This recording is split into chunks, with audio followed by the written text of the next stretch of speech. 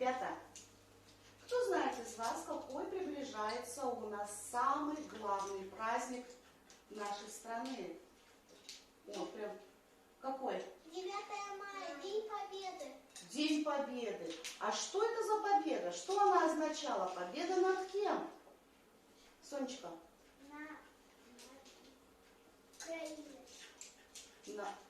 Над фашистской Германией. Да. Мы с благодарностью вспоминаем наших воинов. Посмотрите на картину. Защитников, отстоявших мир и жестокой битве. Вечная им слава. 9 мая – светлый праздник. И в этот день все люди поздравляют друг друга, а особенно ветеранов, потому что они дали нам мирное небо над головой, жизнь светлую. Мы должны быть им всегда благодарны. А как вы думаете, что такое Родина?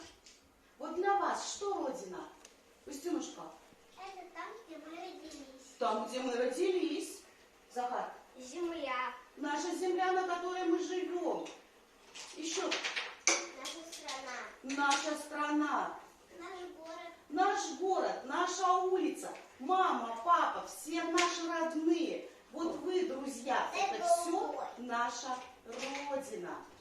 Да? Да. Молодцы. Вечернее небо, победа, салют. Солдаты России наш сон берегут. Я вырасту, детям своим расскажу, как прадеды и защищали страну. Спать легли однажды дети, окна все затемнены, а проснулись на рассвете, вокруг света нет войны.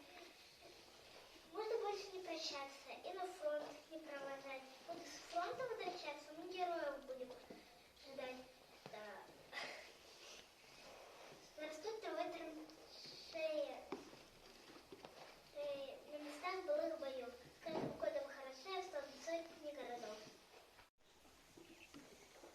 Мир и дружба всем нужны. Мир важнее всего на свете. На земле, где нет войны, ночью спят спокойно дети. Там, где пушки не гремят, в небе солнце ярко светит. Нужен мир для всех ребят, нужен мир на всей планете. Что за праздник 9 мая? Это гордость всей страны.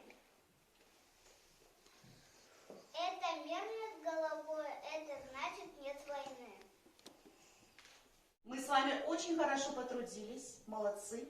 А теперь давайте немножечко расслабимся и поиграем в нашу любимую игру «Военные самолеты».